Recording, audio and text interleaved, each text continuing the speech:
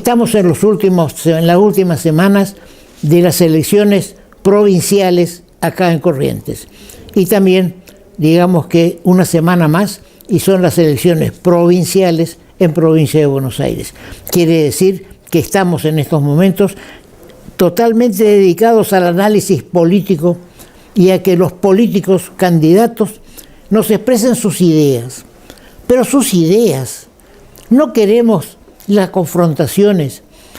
Por lo menos nosotros desde nuestro programa no vamos a entrar en las confrontaciones. Tenemos mucho para decir, para confrontar, pero lo haremos en otro estado, en otra posición. Ahora, ¿qué está pasando? Analizamos qué está pasando en el orden nacional y en los órdenes provinciales. En el orden nacional voy a entrar. Karina Milei está buscando su lugar. Ya no quiere ser más la hermana del presidente. Tal vez hay que decir que el presidente es el hermano de Karina. Pero bien, esa es una cuestión a definir y analizar. Pero se ve que Karina está queriendo demostrar que ella de por sí, digamos, puede hacer y hace las cosas en forma independiente de su hermano Javier. Si no, fijémonos que en la inauguración de la exposición de la Sociedad Rural en Buenos Aires, ¿quién entra? Entra en el auto descapotado, entra el ministro de Economía, Luis Caputo, Javier Milei, presidente, y la secretaria general de la presidencia. ¿Entendió? La secretaria general de la presidencia, como el secretario general de la gobernación, son figuras que desarrollan su actividad puertas adentro, no puertas afuera. Pero Karina es Karina y entonces aparece, digamos, como si fuera una vicepresidenta.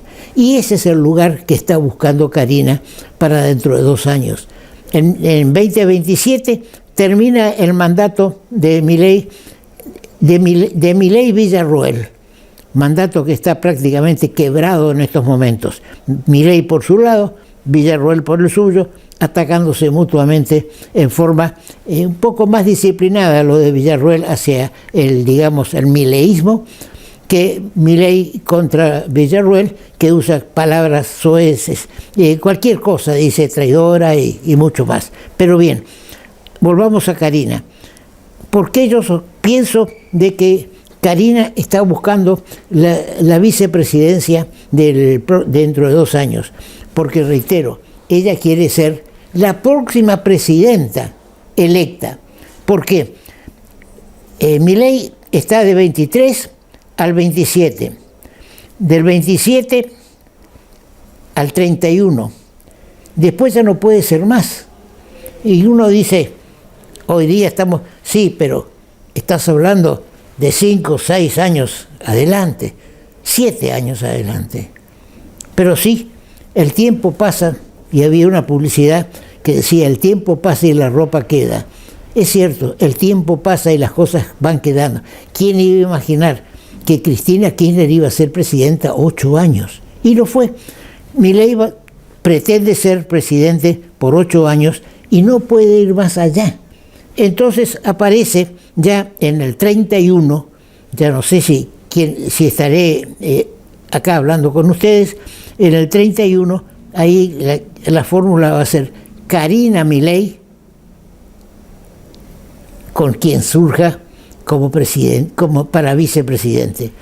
Este tema de las sucesiones presidenciales o gubernativas la hemos vivido con Colombia en su momento, con Gustavo, ahora que ya no puede ser más gobernador por la cláusula constitucional, y en mi criterio fue un buen gobernador. Entonces tal vez hubiéramos querido que continúe, pero así vamos instaurando personas que quedan y quedan. Está bien lo que dice la Constitución, 4 años y una reelección. Yo, como en caso de la presidencia, me he manifestado oral con ustedes y por escrito en el diario Litoral, de que prefiero el régimen de la Constitución de 1853, que habla de 6 años sin reelección. Entonces hay más tiempo para desarrollar un programa. En estos momentos desarrollar un programa significa que el año que viene tengo elecciones. Y así entonces estamos sujetos. Le pasó a Macri, que tenía tal vez las mismas ideas que está desarrollando Milei, pero no le alcanzó el tiempo para poder definir las cosas. Por eso Milei entra con más fuerza y rápido. ¿Por qué? Porque el año que viene tengo elecciones. Eso dijo seguramente en el 2024, digo bien, que cuando asumió en diciembre del 2023, en el 2023 digo bien, digamos, prácticamente ya era diciembre, hasta marzo no se armó nada. Ya entró el 24 con su gabinete y dije, ojo, que el año que viene tenemos elecciones. Entonces, si llevamos esto a un ritmo más suave, más digerible para la población, seguramente nos va a llegar la elección de medio término y no vamos a tener desarrollado ningún plan económico y financiero. Pero bien, entonces decíamos que Karina está buscando su lugar y seguramente lo va a encontrar, salvo que las cosas políticamente les vaya mal al gobierno de Javier Milei. Ahora, Javier Milei, sin quererlo, le está dando una mano a Vamos Corrientes. Sí, así como usted lo escucha. ¿Por qué? Porque si algo faltaba para que Vamos Corrientes pueda ser consagrado en primera vuelta, lo cual era muy posible y ahora es más posible todavía, con la ayuda de Milei. ¿En qué ayudó Milei? En los 3 vetos que hizo la ley previsional, aumentando, cuando uno mira el aumento que significaba para un jubilado que cobra la mínima, es prácticamente irrisorio. Aún con lo que le dio la nueva ley, también sigue siendo irrisorio. Nadie sobrevive una semana, no un mes, con ese importe. Pero bien, el veto lo deja mal parado al presidente. Los 3 vetos lo dejan mal parado al presidente Milei ante al conjunto de la sociedad. Muchos no analizan si eso rompe o no el equilibrio fiscal. Tal vez en primera instancia, como lo analiza Milei y Caputo, tal vez rompa así, mirado fríamente, digamos, rompe el equilibrio fiscal, porque va a aumentar los gastos sin aumentar los ingresos. Entonces, pero si pensamos un poquito más y estamos dispuestos a desprendernos de algunas cosas que son superficiales y tal vez innecesarias, que todavía rigen, y más aún, hay contratos en el tema del Ministerio de Educación que contrata con una firma vinculada con uno de los Menem, que habla de la tecnología de no sé qué cosa, millones y millones de pesos. Todo eso habría que revisar. No sé si es necesario poner en las escuelas o mantener en las escuelas ese esquema, pero sí creo que por ahí podemos empezar a revisar. Se dice que los gastos de viaje no significan mucho, no tienen mucha importancia en el conjunto. No tiene, pero tiene. Porque si 2 más 2 son 4, entonces no pongamos 2 más 2 son 5. Entonces yo creo que en todos lados se puede ir ajustando un poco más de lo que se está ajustando. Por ejemplo, en el caso de la CIDE, en la Nación del domingo se habla de los gastos que la CIDE está investigando a la oposición y está haciendo investigaciones que excluyen a los partidos políticos, pero excluyen a la Libertad Avanza. Esa no es función de la CIDE. Recordemos de paso que acá en el Juzgado Federal de Corrientes, el número 1, había un secretario que fue condenado por lo que hacía, que le daba órdenes al Servicio de Inteligencia Nacional en Corrientes para que averigüe la situación de su mujer. Para eso no está la CIDE, para andar buscando alcahueterías.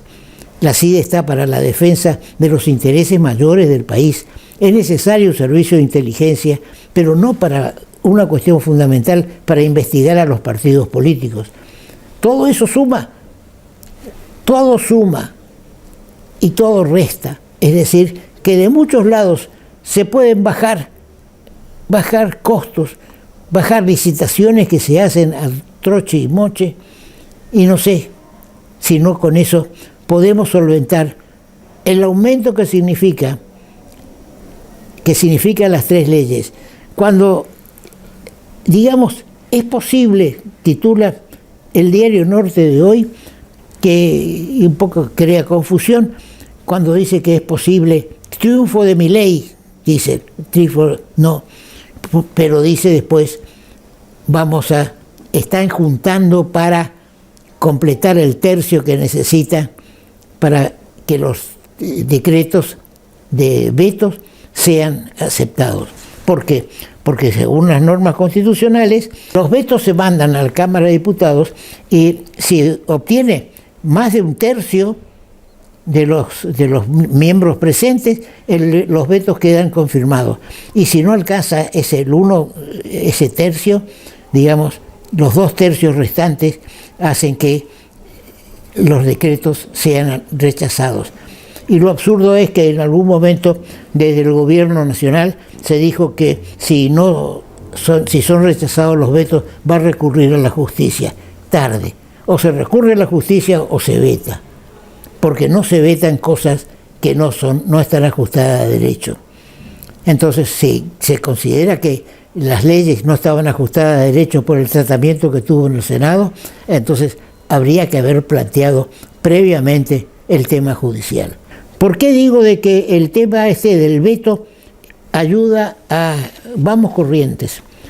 Porque no se va a tratar, antes del 31 de agosto, no se va a tratar en la Cámara de Diputados, no se va a tratar el tema de los vetos. Eso permite que, digamos, que los diputados de Corrientes no estén obligados a manifestarse. Ahora, por otro lado, cuando se habla de que se están haciendo gestiones con los diputados para obtener ese tercio que le va a permitir rechazar los vetos al gobierno, entramos en una componenda, no sabemos cómo se está convenciendo a esos diputados. ¿Hay alguna trampa? ¿Hay algo escondido? Porque si hay un diputado que piensa así, bueno, y deja de pensar así porque lo convence el Poder Ejecutivo, ¿qué es lo que pasó? ¿Qué armas o qué hizo el Poder Ejecutivo para que ese diputado cambie abruptamente de posición? Y antes de decir sí, ahora dice no. Entonces, eso es fundamental porque la opinión pública está contra los vetos, sobre todo de la invalidez y, digamos, y el ajuste de los jubilados. No le interesa si va a tener el tercio o no va a tener el tercio.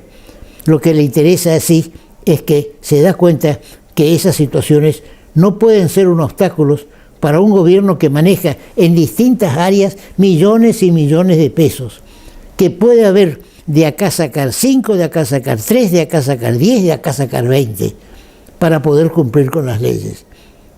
Pero bien, también el tema de los restos de Cabral. ¿Qué necesidad tenía el gobierno nacional de obstaculizar que los restos de Cabral vengan a Saladas, su tierra natal? Si ustedes ven los videos o las fotos, era una urna. El país estuvo en contra de esa posición del gobierno. Dejemos hasta a los muertos, a los héroes muertos, dejémoslo tranquilos. Y si había una comisión que quería repatriar, porque Corrientes siempre un país, habría que repatriar los restos contenidos en una urna, déjelo que vengan, déjenlo tranquilo. tomó una posición que obstaculizó que todavía faltaba una firma en el decreto. Ahora, los correntinos dijeron, Ayerecó, Cuajacatú, vamos firmes y siempre adelante. Y entonces, mi manejo del guaraní no es excelente, pero significa, digamos, que Corrientes volvió a hacer sentir su fuerza al correntinismo, y eso trajo, sin ninguna duda, le quitó votos para lo que va a ocurrir dentro de 3 semanas,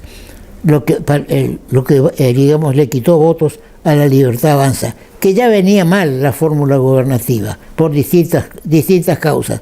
Pero bien, ahora le agregó a eso el odio que creó el correntino contra el poder nacional, que quiso impedir que los restos de Cabral, o obstaculizar que los restos de Cabral vengan a Saladas. ¿Qué ganó el Poder Ejecutivo o Milei con la actitud que tuvo? Nada.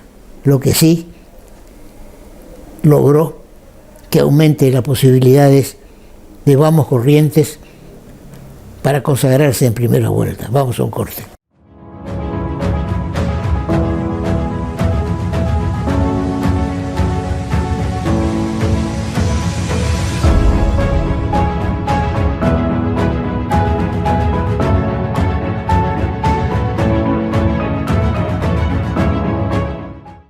Ahora comunicarte con la MUNI es más fácil. Llama al 147.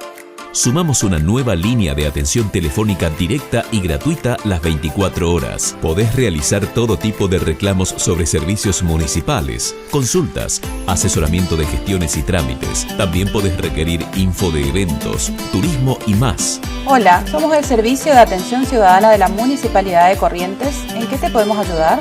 Línea 147. Estamos cerca tuyo, Municipalidad de Corrientes. Los jueves son más bonitos con la tarjeta bonita del Banco de Corrientes. Para mujeres activas, independientes y emprendedoras, con descuentos exclusivos todos los jueves en indumentaria, decoración, ópticas, perfumerías, librerías y mucho más. Cada vez que utilizas tu tarjeta, colaborás con la Asociación de Lucha contra el Cáncer de Corrientes. Pedila en www.bancodecorrientes.com.ar y sumate a nuestra comunidad bonita. Una vez más estamos con el ingeniero José Sesma. Una vez más porque es demasiado importante lo que él ha escrito junto con el agrimensor Miguel Yankovich. Este libro que nosotros ya lo hemos presentado en programas anteriores es realmente importantísimo y trata de la integración de América. Ahora, esto también tiene vinculación con la pérdida del Pacífico latinoamericano por parte de Estados Unidos a raíz del megaproyecto del puerto de Chancay. ¿Cómo ve todo esto, ingeniero? Y también queríamos hablar sobre un Congreso de Integración Regional. Lo escuchamos. Bien, con respecto a Chancay, una cosa es, vamos a aclarar, Chancay y Shanghái, que es en China el puerto más importante hoy día en el Pacífico, que está en las costas de China, que mueve más de 50 millones de TEU al año. Para que se den ustedes una idea, en todo el cono sur el puerto más importante es el puerto de Santo, el puerto en Brasil, que mueve 4,5 millones de TEUs o contenedores de 20 pies al año. 50 millones, hay 45 millones más, ¿no? Es un puerto más importante. Y el otro puerto es Chancay, el puerto que se inauguró en noviembre del año pasado en Perú en la primera etapa. Ahora, suenan más o menos parecidos. Sí, suenan para uno. ¿Habrá intención? No, son características de los nombres, uno de una isla y otro es de una ciudad al norte de la capital de Perú, que es Lima, está a 78 kilómetros Chancay, y bueno, son nombres característicos. Uno empieza con CH, el otro con S. Bien. En el libro de usted, La integración de América, se trata de desarrollar todo lo que es la conexión Atlántico-Pacífico. En algún momento, hace un tiempo, también habíamos escrito algo sobre la conexión bioceánica, que es lo que ustedes están desarrollando, ¿no? Con profusión de fotos y demás. Nosotros lo que en realidad queremos es la integración y el desarrollo de todo lo que es el Mercosur y sobre todo la integración total de los países del Cicosur, porque una cosa es el Mercosur, que es el mercado común de Latinoamérica, de los países miembros, son todos los países. En cambio el Cicosur abarca regiones, departamentos, provincias. Por ejemplo, la Argentina, en el Cicosur está el norte grande, o sea, el NOA y el NEA, pero no así las otras regiones de la Argentina. La idea es que el Cicosur esté completamente integrado por países y no por departamentos o provincias o estados. Y el posterior, lo que pretendemos nosotros es lograr el Ciamesur, que es la zona de integración del centro del cono sur, para posteriormente sumarlo a todo lo que sería Centroamérica y luego incorporar a México, a Canadá y, si Dios quiere y lo permite, al incorporarlo a Estados Unidos, sería todo el continente. Ahora, dentro del desarrollo de una conexión entre Pacífico, Atlántico y Pacífico, ¿ustedes la prevén como carretera ferroviaria con algunas conexiones fluviales, digamos? Nosotros lo que pretendemos, y hoy lo que se da, es que todas las conexiones entre países sea dual, o sea, carretero y ferroviario. ¿Cuál es la ventaja que tenemos en esta zona, que es en el Trópico de Capricornio? Que tenemos dos grandes ríos que desembocan en la cuenca del Plata, en el río de la Plata, y que es el río Paraguay y el río Paraná, que nace en Brasil en la confluencia de dos grandes ríos, que son el Río Grande y el Paranaíba, bien arriba de Brasil. Ahí inicia el Paraná, y desembocan varios ríos. Uno de los principales es el río Tieté, que nace prácticamente en la sierra, cerca del río de Río de Janeiro, pero recién es navegable 454 kilómetros antes de desembocar en el río Paraná. Por eso se habla del Tieté-Paraná. Esa es la otra gran hidrovía que está trunca debido a que no se cumplen con los tratados acá. Lo importante es, usted letrado lo va a interpretar mejor, es que no se cumple con las leyes en todo el mundo y sobre todo en esta zona. Acá hay un tratado que es firmado en 1969, que es el Tratado de Santa Cruz de las Sierras, que es la cuenca del Plata, que permite la utilización de las vías fluviales de todo el cono sur, a condición de que sean navegables los ríos. Ese es el tratado que se implementó desde 1970.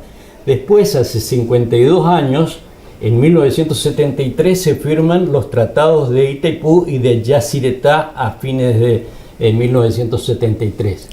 Los dos tratados no se cumplen. Los tres tratados no se cumplen. ¿Por qué? Porque también lo tenemos que sumar a la hidrovía del río Uruguay, que tenemos la central hidroeléctrica de Salto, en la cual no tiene puertas de navegación. O sea, ¿qué es lo que dice el Tratado de la Cuenca del Plata para que la teleaudiencia entienda? Se puede utilizar la energía potencial y la energía cinética y utilizar para el riego, para el desarrollo económico de todos los países que son en la zona, a condición de que los ríos sean navegables. Y usted sabe muy bien que Yacyretá es la única represa que tiene una compuerta de navegación en el Rincón Santa María. Itaipú no cumple con el tratado porque le falta la escalera, tienen que hacer una escalera como lo tiene la represa más grande del mundo hasta ahora, porque viene una mucho más grande que está implementando China, que es la más grande, es la de Tres Gargantas, que está en China, y que tiene una escalera. La represa tiene 183 metros, y para que pueda ser navegable le hicieron una escalera de esclusas de navegación cada 35 metros en doble, y a su vez tiene un ascensor que permite en menos de media hora poder poner barcazas de hasta 3.000 toneladas para subir y bajar. ¿Un ascensor de barcazas? Ascensor de barcazas. Tiene las dos escaleras de 5 compuertas, y a su vez al lado tiene un ascensor para subir y bajar barcazas o barcos hasta 3.000 toneladas. Es impresionante, está en el libro, lo pueden ver las fotos, las imágenes, y cuando hacemos la presentación del libro, paso algunos videos en los cuales se demuestra esto. ¿Qué le falta a Itaipú? Hacer una escalera con las puertas de navegación, digamos que serían no 5 sino 4, y está previsto y está hecho el estudio. Hay un estudio que se volvió a reactivar en el año 2017 con un costo total de $1.700 millones, y que permitiría utilizar la hidrovía Paraná-Tietê.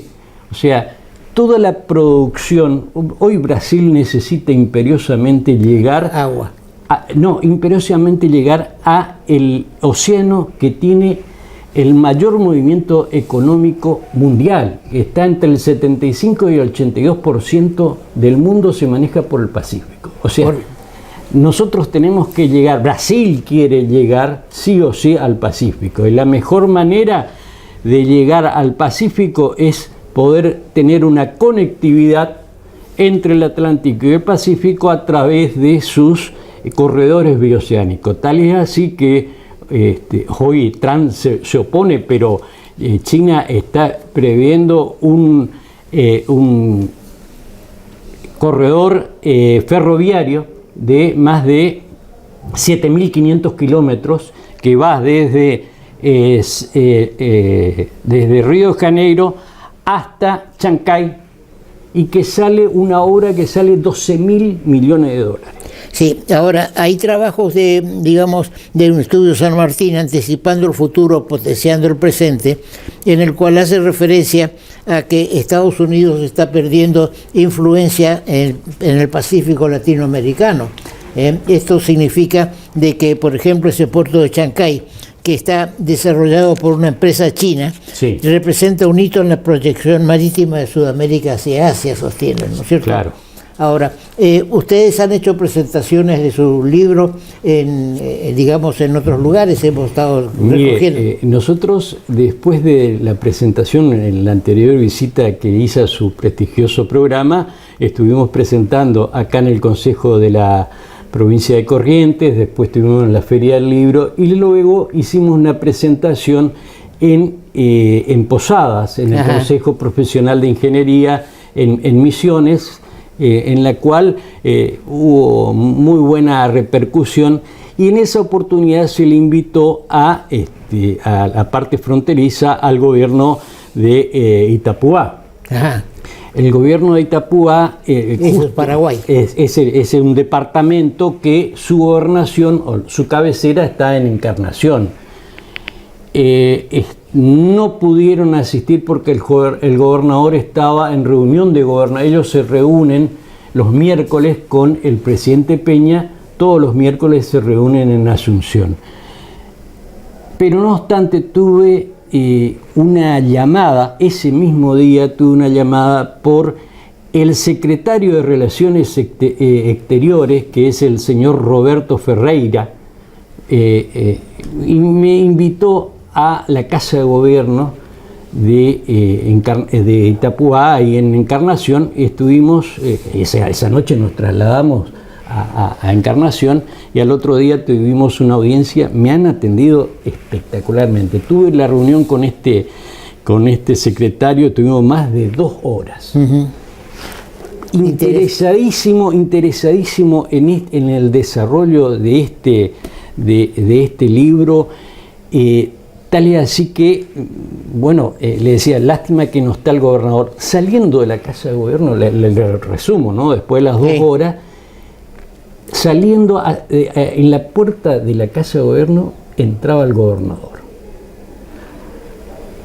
El gobernador me presenta el señor Roberto, me presenta el gobernador, y el señor gobernador me atiende pero con los brazos abiertos. Me invita a tomar un café y yo le explicaba, mire, yo a su secretario le he explicado todo este libro, empezó a mirar el libro, se le interesó tanto el tema.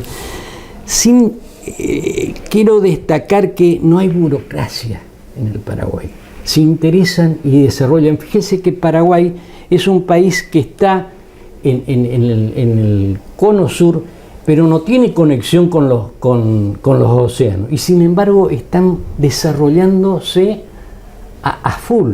Ayer miraba un video en la cual todo lo que es el Mato Grosso do Sur y Río Grande do Sur quieren invertir en el Paraguay. ¿Y por qué quieren invertir en el Paraguay? Porque quieren darle valor agregado a su materia prima de Brasil en el Paraguay por la diferencia de impuestos. Paraguay solo tiene el 10% de impuestos. Bien, vamos a hacer un corte y luego seguimos. Sí, cómo no.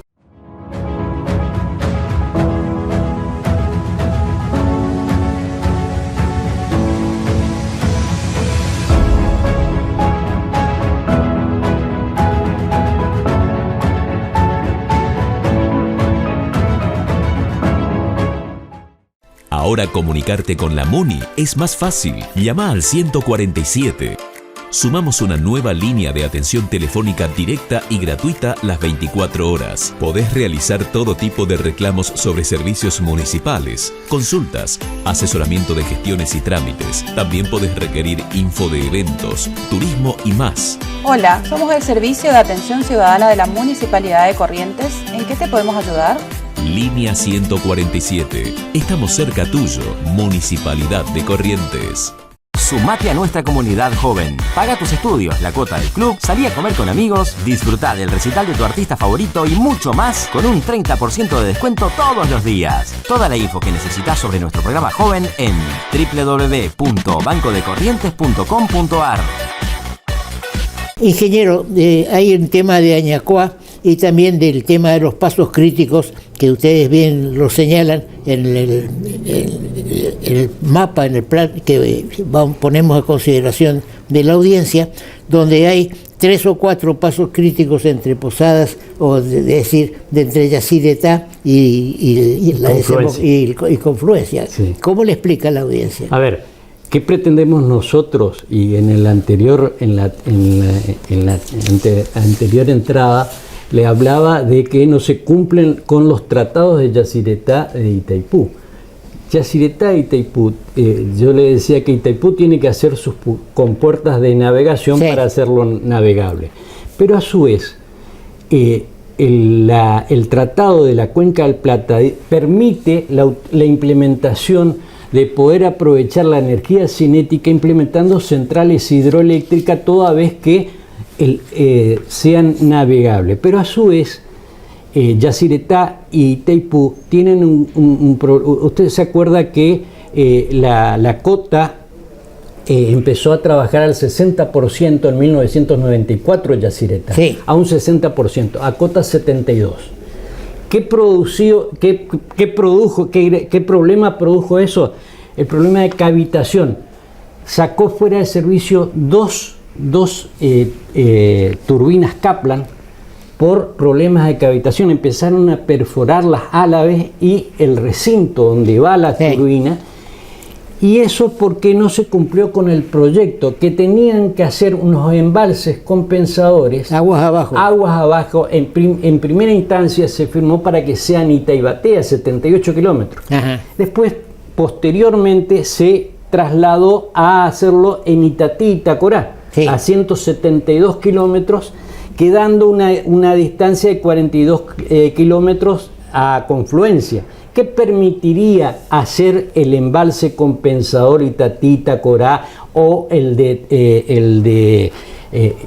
también el embalse compensador de Itaipú, de que permitiría a que no se destruyan las turbinas por problemas de cavitación, y a su vez lo que permitiría es que sea navegable el río Paraná los 365 días del año. Bien. Usted sabe muy bien que en el tema de la zona, desde después de Yacyretá, en el río, no en el embalse, bajando, tenemos pasos críticos. Hoy, por ejemplo, los pasos críticos que se inauguró en Ituzaingó, el nuevo puerto. El puerto. Nuevo puerto. Pero ¿cuál es el problema?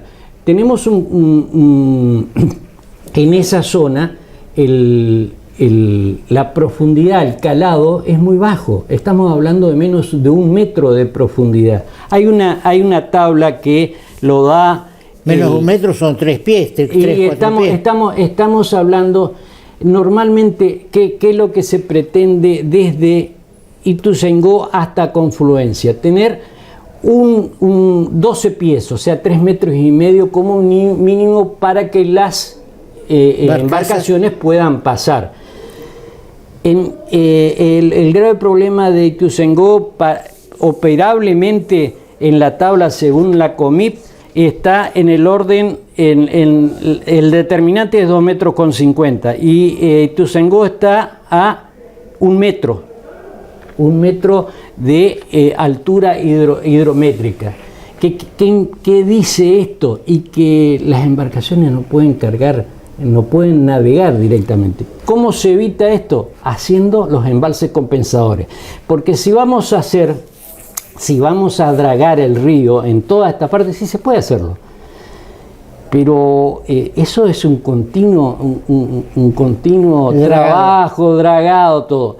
Cumpliendo con lo que dicen los tratados de Yacyretá y Itaipú, primero salvamos las centrales hidroeléctricas, porque si no van a quedar como embalse, no como centrales hidroeléctricas. Segundo, lo hace navegable los 365 días del año.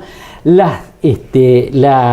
dos complejos, que son la hidrovía Paraná-Tieté o la hidrovía Paraguay-Paraná. Eso hace que podamos desarrollar completamente toda esta zona, y por eso nosotros hablamos de la integración, porque teniendo la ventaja que nos ha dado la naturaleza de estar en dos grandes hidrovías, como son la hidrovía Paraguay-Paraná y la hidrovía Paraguay-Tieté, y en menor distancia, porque Brasil, haciendo con China esos 7.500 kilómetros solo en tren, nosotros tenemos, por ejemplo, Paraguay está haciendo su corredor bioceánico, que entra en Carmelo Peralta, Puerto Muriño, que se está terminando el puente, y que quieren llegar hasta Misión La Paz, Pozo Hondo. No, Misión La Paz está en Salta, y Pozo Hondo está en Paraguay, entra a la Argentina. Ajá. Y de ahí sale hacia Chile.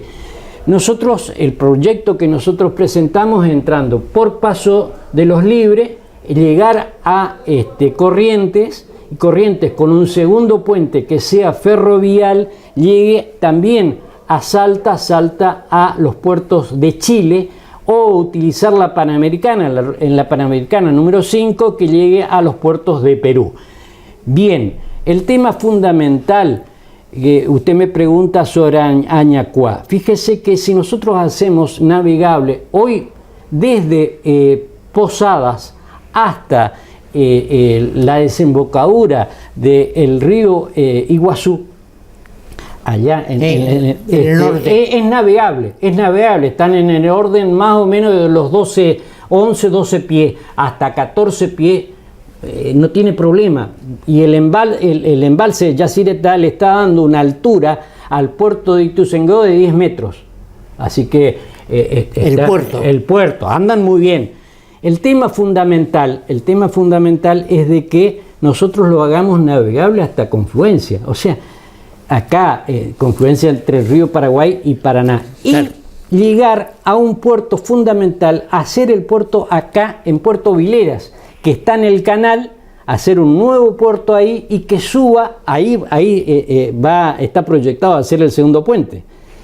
Hoy por hoy, es fundamental que todos los puertos, que todos los puentes sean ferroviales. ¿Y por qué?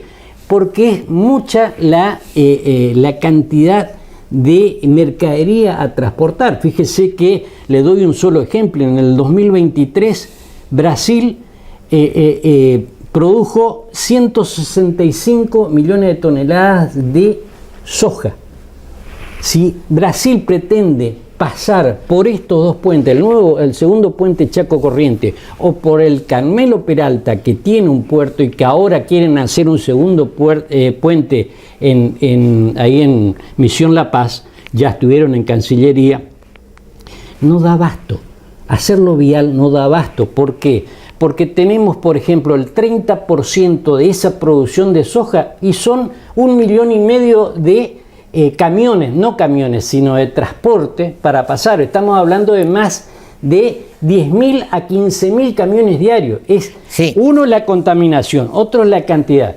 ¿Y para dónde? Para llegar a los puertos de ultramar, tanto de Chile o de Perú, que son barcos muy grandes de ultramar que pueden transportar 24.000 teus. Hoy ya están haciendo barcos de 30.000 teus, 30.000 contenedores.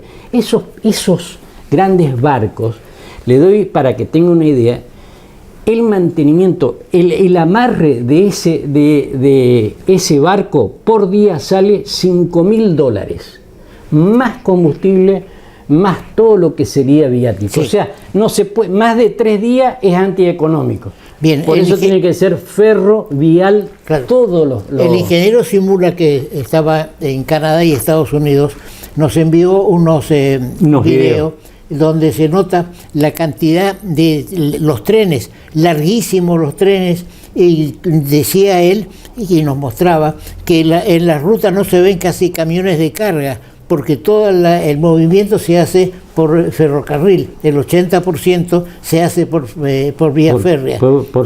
Liberando las carreteras. Por lo que usted está señalando. Desarrollar el ferrocarril es tan importante, no solamente por la cantidad de toneladas que se pueden transportar, sino por la conservación de las rutas.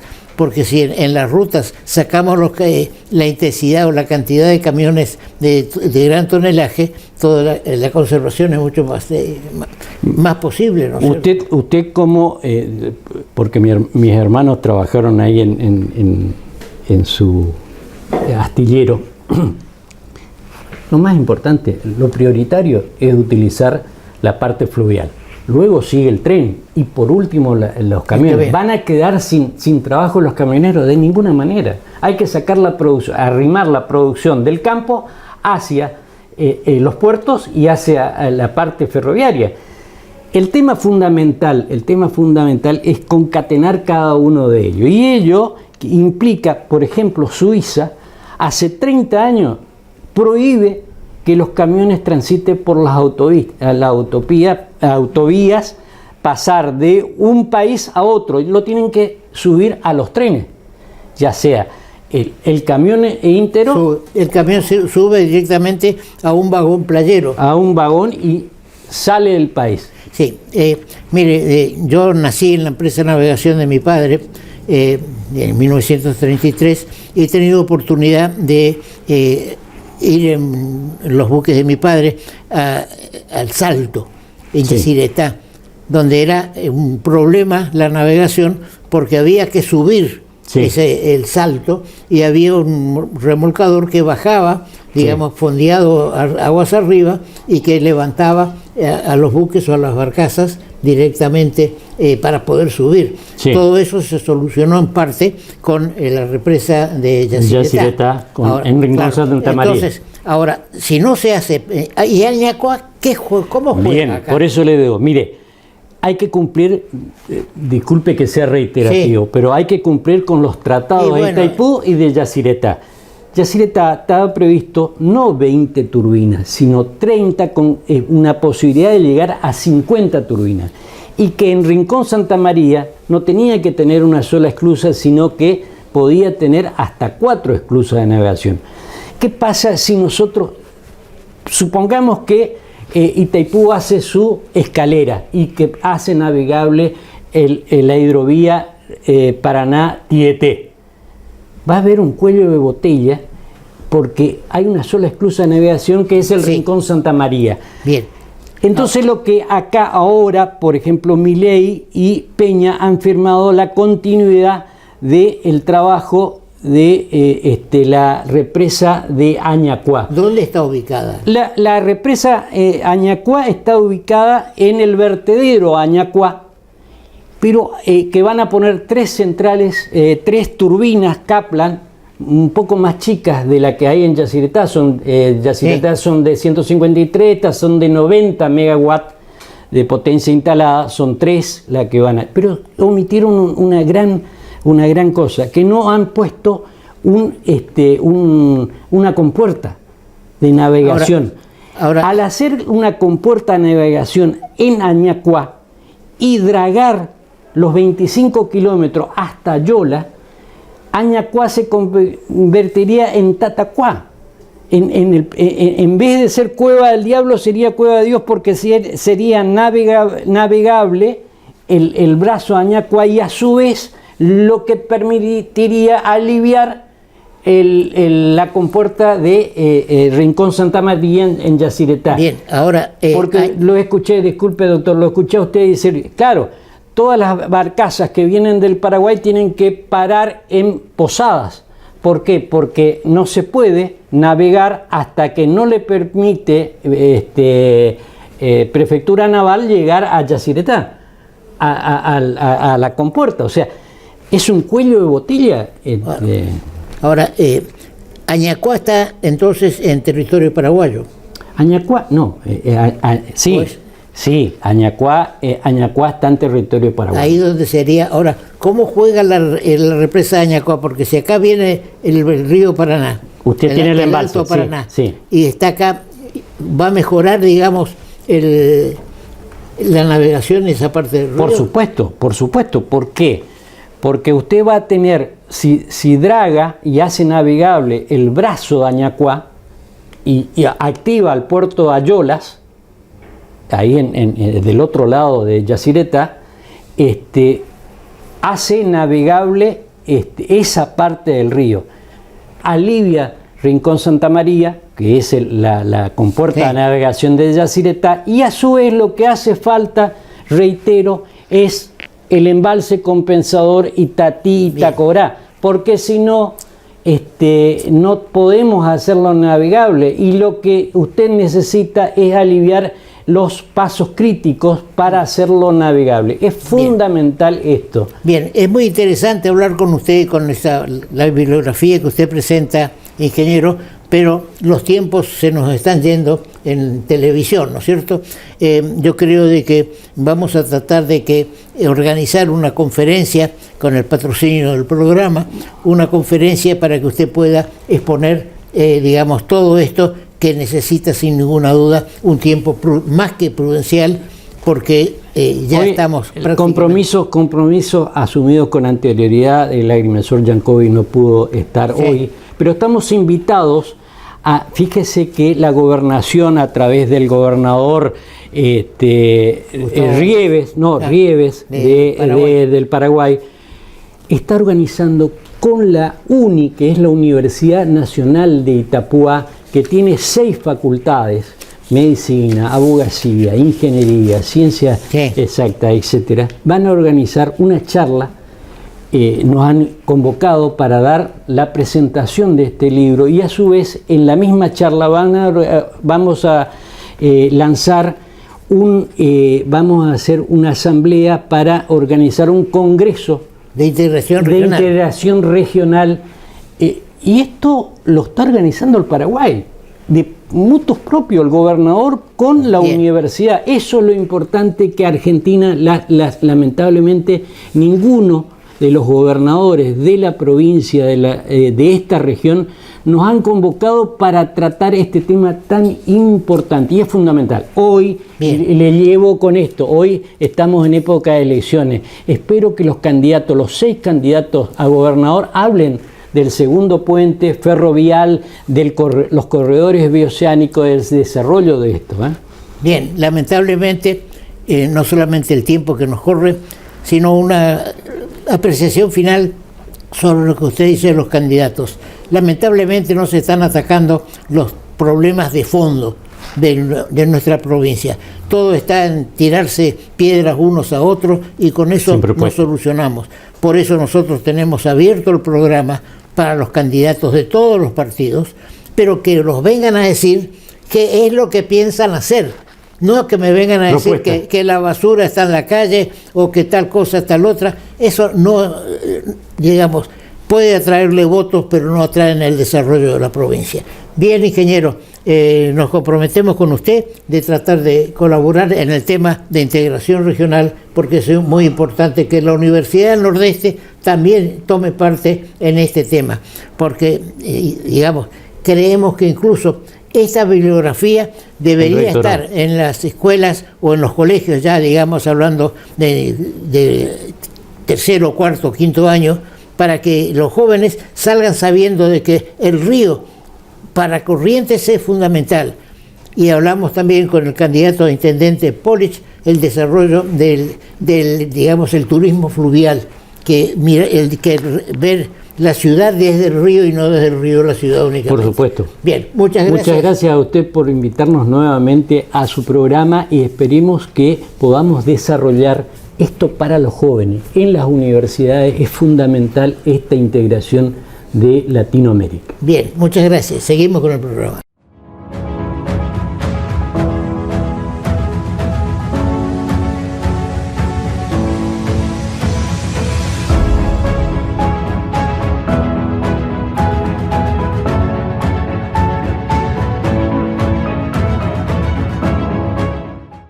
Ahora comunicarte con la MUNI es más fácil. Llama al 147. Sumamos una nueva línea de atención telefónica directa y gratuita las 24 horas. Podés realizar todo tipo de reclamos sobre servicios municipales, consultas, asesoramiento de gestiones y trámites. También podés requerir info de eventos, turismo y más. Hola, somos el Servicio de Atención Ciudadana de la Municipalidad de Corrientes. ¿En qué te podemos ayudar? Línea 147. Estamos cerca tuyo, Municipalidad de Corrientes. Los jueves son más bonitos con la tarjeta bonita del Banco de Corrientes. Para mujeres activas, independientes y emprendedoras, con descuentos exclusivos todos los jueves en indumentaria, decoración, ópticas, perfumerías, librerías y mucho más. Cada vez que utilizas tu tarjeta, colaborás con la Asociación de Lucha contra el Cáncer de Corrientes. Pedila en www.bancodecorrientes.com.ar y sumate a nuestra comunidad bonita. Desde la vicegobernación se está desarrollando una actividad que comprende el ciclo de escritores correntinos, el proyecto Luminarias. ¿Qué es el proyecto Luminarias? El proyecto Luminaria es la acción de hermandad con colectividades de países que mantienen relaciones con nuestro país. Por ejemplo, se hizo un homenaje a los 97 años de la República Italiana. Uno piensa, 97 años no más de la República Italiana, sí, porque antes era una monarquía, Italia era una monarquía. Entonces, cuando se celebró la fecha de los 97 años, se hizo un acto en la legislatura presidido por el vicegobernador Pedro Brayar Pocar. Después también tenemos, cuando se hizo el homenaje a Francia, se entonó la Marsellesa, y también en el homenaje a Italia se entonó el himno italiano. Estuvo presente el cónsul honorario que tiene Italia acá en Corrientes, y tenemos que destacar Giancarlo, que es quien presidía y sigue presidiendo seguramente, aunque no esté en primer lugar, Giancarlo Persenti, que preside la Dante Alighieri. Ahora bien, cuando son los días que estamos comentando de las celebraciones patrias de colectividades radicadas en nuestra provincia, también por supuesto Paraguay, se ilumina la fachada de la legislatura con los colores de la bandera, con distintos con focos, digamos, que van armando los colores de las distintas banderas. También hay que destacar que se le dio mucha importancia desde la legislatura al Día Mundial de la Donación de Leche Humana. Hubo un banco de leche materna con una doctora, Gloria Cuadros, que fue distinguida por el vicegobernador con la entrega de un diploma de Libertador General San Martín. También hay que destacar la parte educativa. 20 escuelas participaron del concurso artístico sobre lactancia materna también. Se le ha dado mucha importancia a esto, y yo creo que es fundamental, porque una cosa es para el recién nacido cuya madre no tiene la suficiente leche para alimentarlo con leche materna, donación de leche materna, y no tener que alimentarlo con leche artificial. Todo eso es importante para el desarrollo de esa criatura.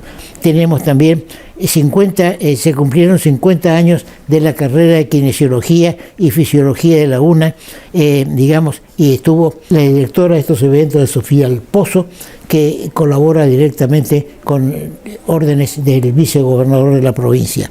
Todo esto es importante. También hay un tema de mujeres que inspiran. Todo hace a la actividad que está desarrollando la legislatura, cosa que no ocurría, años anteriores, porque la presencia del vicegobernador se hace en este campo de la cultura, de la educación, de las organizaciones, de tomar vínculo con las colectividades de distintas naciones que pueblan nuestra provincia, y que es la de ser presidente del Senado, no de censor de las políticas económicas o fiscales que tome el gobierno de la provincia. Y eso lo trasladamos también a la Nación. La vicepresidenta de la República, de la Nación, el vicepresidente de la Nación, es presidenta del Senado de la Nación. Ahora, y ahí debería quedarse dentro, como lo hace el vicegobernador de Corrientes, guardando por supuesto la distancia entre vicepresidente y vicegobernador, que no hay que ser una piedra en el camino de las políticas del presidente o del gobernador. Si la vicepresidenta, y lo decíamos por escrito también en el diario Litoral, si la vicepresidenta, o hay quienes quieren que la vicepresidenta se haga cargo del gobierno tras un posible traspié en octubre, quieren ponerla a la vicepresidenta a cargo del Poder Ejecutivo. Si quieren que sea la vicepresidenta sea presidente de la Nación, esperen las próximas elecciones dentro de 2 años, que armen un partido político y se presenten las elecciones, pero no pretendamos dar un salto otra vez, un salto que va a llevarnos a decir: señor presidente, señora presidenta, defendamos la democracia, cada uno tiene sus funciones, y el presidente, dentro de sus funciones, no está en dar pestes y culebras contra la vicepresidenta, ni la vicepresidente está entre sus funciones criticar las medidas que toma el Poder Ejecutivo, ni andar tomando medidas demagógicas. Estuvo acá en Corrientes cuando el traslado de los restos de Cabral, y estuvo muy bien, se ocupó como vicepresidenta, hizo sus manifestaciones de fe en la iglesia de la Merced, y estuvo en contacto permanente con el gobernador de la provincia, Gustavo Valdés, recorrió la Casa de Gobierno, recorrió las inmediaciones de la plaza, todo lo que está alrededor de la plaza 25 de Mayo, y también estuvo en la ex cárcel penitenciaria. Está bien, vino la vicepresidenta, ¿y qué va a hacer el gobernador? ¿Cerrarle la puerta? No, tiene que recibirla. Hizo muy bien Gustavo Valdés, y que si eso le causa irritación al gobierno de Milei, mala suerte. Corrientes es todo un país, y así lo vemos. De esta forma, y luego de escuchar al ingeniero José Sesma, siempre interesante hablar con él, escucharlo, sobre la integración latinoamericana, damos por terminado el programa del día de la fecha.